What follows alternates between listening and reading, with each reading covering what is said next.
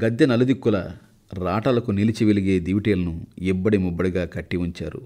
పనసలు కోసి పైకి తేలిన బంకను వేగిస కంపలకు మోపుగా పూసి నిప్పంటించిన ఈ దివిటీలు వెలుగులను విరజిమ్ముతున్నాయి. ఆ ప్రదేశమంతటిని అగ్గిపొలతో విరబూయిస్తున్నాయి. వెడల్పాటి గద్దె మీద 10 మంది నృత్యం చేస్తూ తిరిగేంత చోటుంది. 4 గురువులు తూతుగొమ్ము, ఔజం, తుడుం, నాగస్వరం పట్టుకుని కథాగానానికి వాద్య సహకారం అందించే పనికి దిగారు. మరో పుంజీడు మంది పూజార్లు గద్దె వెనకవైపు కూర్చుని వంత పాడేందుకు సిద్ధపడ్డారు. 3 లెంకలు కథాగానం చేసేందుకు ఉద్యుక్తులయ్యారు. ఈ పుణ్యకార్యం ఎప్పుడు మొదలవుతుందోనని జనమంతా గద్దె దిక్కుకే కళ్ళు విప్పార్చి వీణులను ఆ వైపుగా పారించి ఉత్కంఠతో ఎదురుచూస్తున్నారు. వీరందరికీ సుదూరంగా పులిబరుకుడు మాను దగ్గర సాతేలిన కొండరాళ్ల మీదికి మెల్లగా శరీరాలను చేర్చింది కోలన్న కుటుంబం. పెద్దలకు ఎప్పుడూ గౌరవం ఇవ్వాలన్న భావనతో కోలన్న కుటుంబం రాళ్ల మీద వారసరిగా కూర్చుంది.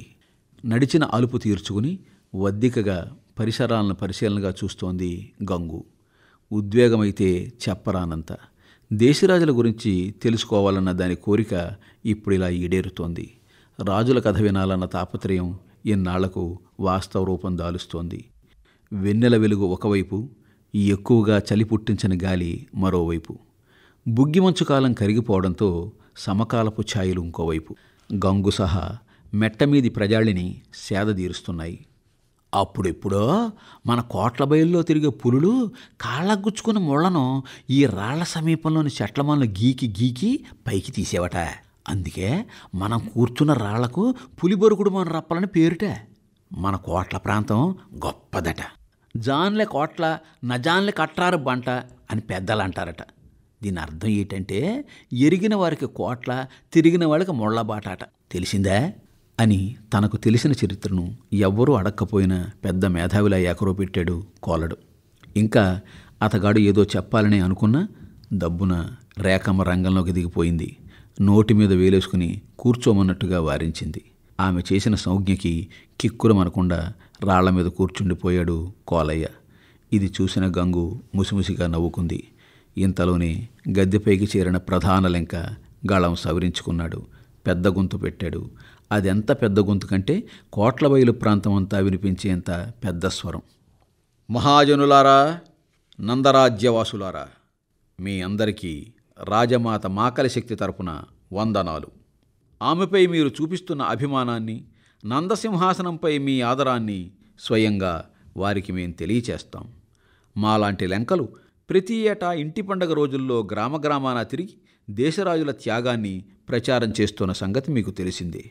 ఎంత తిరిగినా కొన్ని పల్లెలకు ప్రతి ఏటా రాలేకపోతున్నాం. మీ ఊరికి మేం వచ్చి అప్పుడే 3 ఏళ్లయ్యింది. అయినప్పటికీ మీరంతా కథాగానం విషయంలో మునపటి శ్రద్ధాశక్తులే కలిగి ఉండటం నందరాజ్యం చేసుకున్న పుణ్యం. ఈ మాటల్ని గణగణా పలుకుతూ ఊపిరి తీసుకోవడానికన్నట్టుగా లెంక ఆగాడు. వెనువెంటనే ప్రజాసమూహంలో ఎవరో నందపురం వర్ధిల్లాలి, దేశరాజుల త్యాగం నిరుపమానం, జై నీలకంఠ, జై జై నీలకంఠ ఆకాశాన్ని తాకేలా నినాదాలు చేశారు.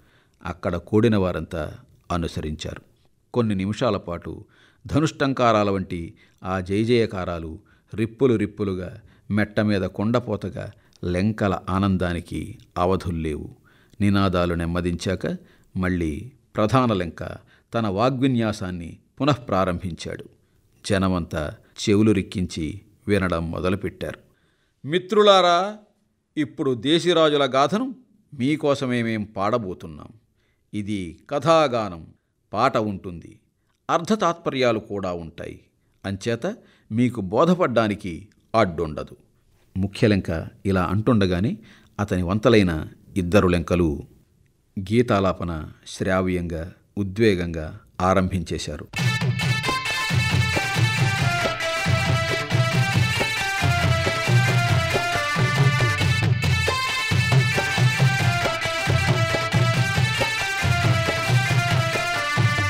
శరణు శరణు దుర్గాండ్లమ్మలు, మీ చరణాలు తప్పలేము. మీ చరణాలు తప్పిన గాని మీ కరుణాలు తప్పలేము. శరణు శరణు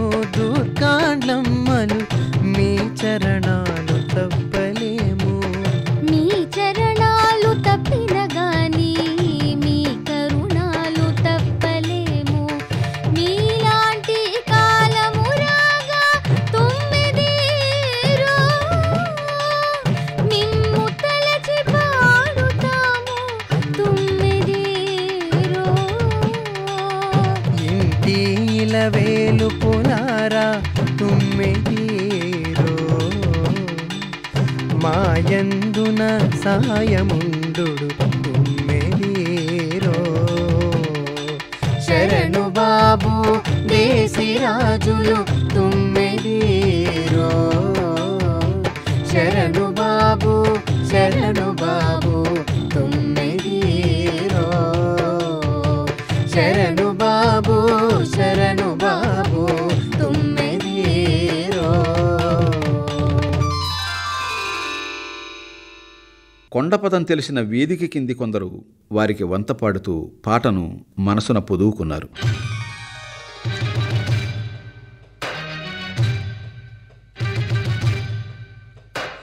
రేపల్లే డేర్జాలకు తుమ్మెదీరో విధములేని ఆటలమ్మ తుమ్మెదీరో ఆడతానే ఉన్నారమ్మా తుమ్మెదీరో పాడతానే ఉన్నారమ్మా తుమ్మెదీరో వచ్చి వచ్చి రాజులేమో తుమ్మెదీరో తల ఎత్తి చూడగలేము తుమ్మెదీరో వచ్చి వచ్చి రాజులేమో తుమ్మెదీరో తల ఎత్తి చూడగలేము తుమ్మెదీరో వారే బాబు దేశి రాజులు తుమ్మెదీరో వారే బాబు దేశి రాజులు తుమ్మెదీరో వారే బాబు దుర్గాండ్లు తుమ్మెదీరో.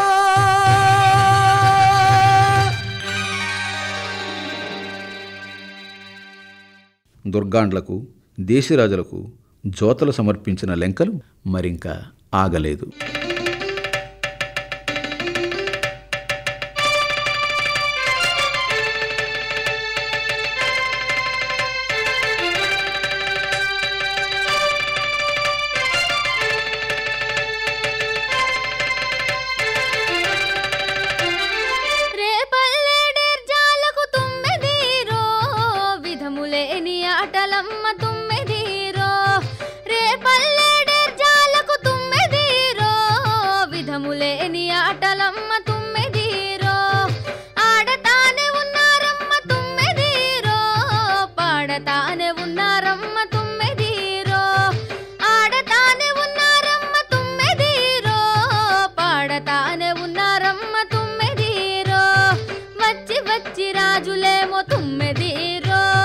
తల ఎత్తి చూడగలేము తుమ్మెదీరో వచ్చి వచ్చి రాజులేమో తుమ్మెదీరో తల ఎత్తి చూడగలేము తుమ్మెదీరో వారే బాబు దేశి రాజులు తుమ్మెదీరో వారే బాబు దుర్గాండ్లు తుమ్మెదీరో వారే బాబు దేశి రాజులు తుమ్మెదీరో వారే బాబు దుర్గాండ్లు తుమ్మెదీరో. గీతం అద్భుతమైన సరళిలో సాగిపోతోంది. రాగప్రస్తారం రంజితమవుతోంది. పాటకు కట్టిన మట్టు మహోన్నతంగా వినిపిస్తోంది. నందపురానికి చెందిన 7 దేశిరాజుల సప్తమాతృకులని పేరుపడ్డ మత్స్యరాజ్యపు 7 దుర్గాండ్ల సమాగమాన్ని వర్ణిస్తోంది. తోడువాద్యాలు జతకావడంతో పాట పరిమళిస్తోంది. గద్దె ముందు కూర్చున్నవారే కాదు, ప్రకృతి సైతం స్తంభించిపోయి వింటున్నట్టుగా మెట్టమీది వాతావరణం ఆగుపించింది. ఉచ్చస్వరంతో బయలుపడుతున్న లెంకపాట, మనోధర్మంతో సాగుతున్న సంగతులు అందరిలాగానే కోలన్న పరివారాన్ని సంబరంలో ముంచి తేలుస్తున్నాయి. గంగునైతే ఉక్కిరిబిక్కిరి చేస్తున్నాయి. ఆమెకు లెంకల స్వరం స్వరంలా కాక అమృతంపు సోనలా అగుపిస్తోంది. తీయని తేనె జల్లు జల్లులుగా కర్ణాలలో కురిసినట్టు తలపోస్తోంది. ఆమె ఆనందానికి అవధుల్లేవు. ఆమె సంతోషానికి కట్టు కనపడ్డం లేదు. అయితే ఒక్కటే లోటు. లెంకల పాట బాగున్నప్పటికీ కథ మరింతగా అర్థమైతే బాగుండునని ఆ పిల్ల తలపోసింది. ఆ భావన రాగానే తల్లి ముఖంలోకి చూసింది. రేఖ కూడా ఎందుకునో ఆ సమయాన కూతురు వైపే చూసింది. గాయనం బావుందా? కళ్ళతోనే అడిగింది. అవునన్నట్టుగా నేత్రాలు నిగిడ్చి మౌనముద్రతోనే సమాధానాన్ని జాలువార్చింది గంగు. ఆ తరుణంలోనే ఈసారి ప్రధాన లెంక గళం విప్పారింది. మీకోసమే వచ్చితిమి తుమ్మెదీరో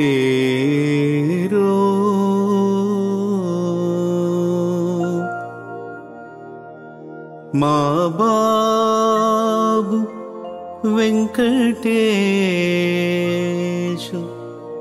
తుమ్మెదీరో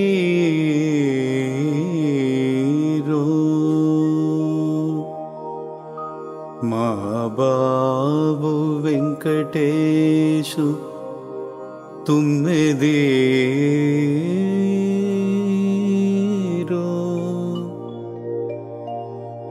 మీకు మేనమామవుతాడు తుమ్మెదీరో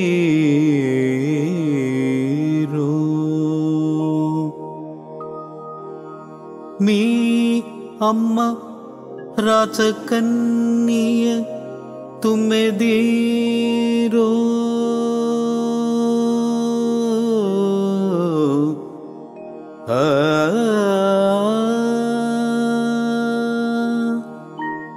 మీ అమ్మ రాచకన్నియ మీ అమ్మ రాచకన్నియ తుమ్మెదీరో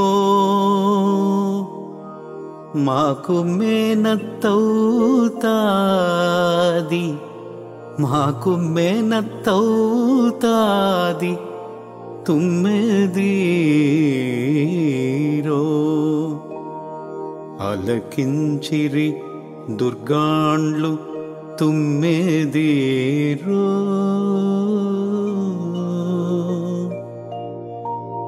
అలవిగాని ఆనందము తుమ్మెదీరో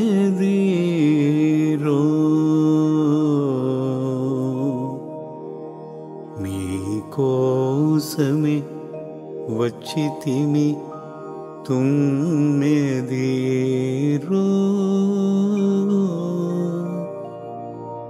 మా బాబు వెంకటేశుడు తుమ్మెదీరో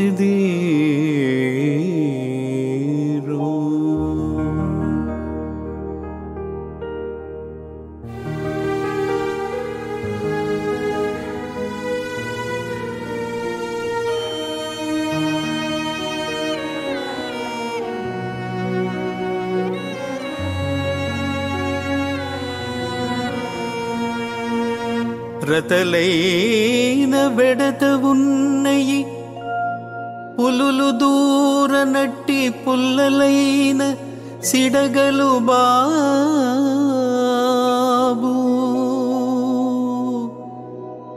పులులు దూర నట్టి పుల్లలైన సిడగలు బాబు మామగాద మామగాద మేనమామ మామగాద కన్నమామ 7 ఘడియల శిక్ష తుమ్మెదీరో ఆత్మహత్యల పాలబడిరి తుమ్మెదీరో 7 ఘడియల శిక్ష తుమ్మెదీరో ఆత్మహత్యల పాలబడిరి తుమ్మెదీరో ఆత్మహత్యల పాలబడిరి తుమ్మెదీరో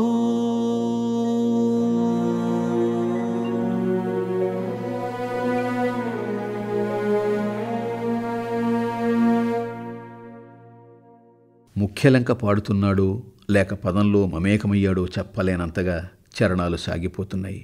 అన్నిటికీ మించి 7 ఘడియల శిక్ష తుమ్మెదీరో ఆత్మహత్యల పాలబడిరి తుమ్మెదీరో. ఆ పంక్తుల దగ్గరకు వచ్చేసరికి లెంక గొంతు జీరబోయింది. సజలనేత్రుడైపోయాడు. వేదిక మీద మిగిలిన అందరి నేత్రయుగళాలు లెంకగళం దైన్యం కావడంతో ధారాపాతంగా వర్షించడం మొదలుపెట్టాయి. వాద్యాలు సైతం ఆ క్షణాన చేష్టలుడిగినట్టే అయిపోయాయి. వాటిని మోగిస్తున్న అవి ఇవ్వాల్సినంత ధ్వని ఇవ్వలేకున్నాయి. ఔజపు చర్మాలు వజవజ వణికినట్టయ్యాయి. తూతుకొమ్ము రాగం తప్పింది. నాగస్వరం నాదరహితమైంది. ఆలకిస్తున్న గద్దె కింది ప్రజల స్థితి కూడా ఇదే. అందరూ మొహమొహాలు చూసుకుంటూ దేశరాజులకు పడిన శిక్షలను తలుచుకుని వాపోతున్నారు, వేదన చెందారు. రాజుల ఆత్మహత్యల పర్వాన్ని తలపోసి కళ్ళనీళ్లు కుమ్ముకున్నారు. అందరితో పాటుగానే కోలన్న రేఖములు ఎగిసి పడుతున్న కన్నీటిని చేతులతో తుడుచుకుంటూ పాట వింటున్నారు. చిత్రం ఏమిటంటే, గ్రామ ప్రజావళిలో తరతమ భేదాలుండవచ్చు, కానీ కన్యళ్లకు అలాంటివే ఉండవు. అవి కలవారిని లేనివారిని ఒకలాగే కరుణిస్తాయి, నిలువునిపాతంగా నీరయ్యేలా చేస్తాయి. కొన్ని అంతే, వాటికి వారు వీరు అనే అసమానతలుండవు. వాటికి అందరూ ఒక్కటే. నవ్వుకు రంగులు, ఆకలికి వర్ణాలు, మనసు తడిసే ఏడుపుల్లో తేడాలు, తల్లిపడే పురిటి నొప్పుల్లో హెచ్చుతగ్గులు ఉండవు. సమస్త ప్రపంచానికి ఆకాశం ఒక్కటే అయినట్టు, ఉలి కదలికలకు ఏ శిలైనా ఒక్కలాగే స్పందించినట్టు, గద్దె కింది తొలివరుసలో పెద్దవారు, వారికి దూరంగా రాళ్ల మీద వేరెక్కడో వెనగ్గా కూర్చున్న పోలన్న పరివారము కథ విని రోదించడమే ఇందుకు నిదర్శనం. ఇదేమీ పట్టించుకొని ప్రధాన లెంక కన్నీరు పెడుతూనే పాటను ఇంకా ఇంకా పాడుకుంటూ పోయాడు. అలా కొంతసేపు కాదు, గొంతు వెలివిరాసిపోయేటంతగా కొన్ని గంటల పాటు కథాగానాన్ని కొనసాగించాడు. దేశీ సంప్రదాయ బాణీలో అక్షర సంపద లేని వారిని కూడా ఆకట్టుకునేలా ఆలాపనలు చేశాడు. నిర్వికార చిత్తంతో లెంకలను చూస్తూ వారి గానాన్ని వింటూ జనం కథలో కలగలిసిపోయారు. అందరూ ఆ విధంగా అయిపోతున్నా గంగుకు మాత్రం ఇదంతా కొత్తగానే ఉంది. పాట మొత్తం అవగతమైనట్టు మనసుకు పడుతోంది. మళ్ళీ ఇంతలోనే అవగాహనకు రానట్టు వేసట కలిగిస్తోంది. లయ హృదయాన్ని తాకుతున్న భావం మటుకు పూర్ణంగా మెదడుకు చేరక వేల అవుతోంది. ఎందుకనో ఆ పిల్లకి ఆ వేళ కొంచెం భయం కూడా వేసింది. చిప్పిల్లిన నేత్రాలతో కథాగానం వింటున్న తల్లి దగ్గరికి జరిగింది. అమ్మఒడికి పారదలిచిన బాలల మరింత ఉరిగింది. చెంత చేరిన పిల్లను గద్దెవైపున్న చూపుల్ని మరల్చకుండానే దగ్గరగా లాక్కుంది రేఖమ్మ. కొన్ని క్షణాలు గడిచాక ఒడిలో ఒదిగిన గంగువైపు చూసింది. తడిసిన నేత్రాల తల్లిని చూడగానే గంగుకు నోటమాట రాలేదు. అప్పుడిక రేఖమ్మకు కూతురుతో మాట కలపాలని అనిపించింది. అమ్మాయి, పాటింటుంటే పాలు పోవడం లేదా? అనునయంగాని బిడ్డవదనాన్ని చీరకొస్తూ తుడుస్తూ అడిగింది. దేశరాజులకి ఏమైందమ్మా? వాళ్ళకి ఏదైనా హాని జరిగిందా? కథ మొత్తంగా తెలియడం లేదమ్మా. అమాయకపు మేకపిల్లలా ప్రశ్నించింది. అప్పటికి పాప విషయం పూర్తిగా అర్థమైంది రేఖమ్మకి. విషయం వివరించాలన్న యోచనతో, ఇంతవరకు పాట విన్నావు కదా, ఇప్పుడు కథ కూడా చెబుతారు విను, బోధపడుతుంది. చిన్నపిల్లవి కాబట్టి లెంకలు పాడిన విషాదరాగాలు విన్నందుకు జడుచుకుంటున్నావు. కథ మొదలైపోతోంది, అటు చూడు. తల్లి పలుకులతో గంగు తెప్పరిల్లింది. ఓ, కథ చెబుతారన్నమాట. తనకు కథలంటే ఎంత ఇష్టం మనసులోనే తలపోస్తూ గద్దెవైపు చూపులు ప్రసరింపచేసింది. అప్పటికింకా మధ్యరాత్రి కాలేదు.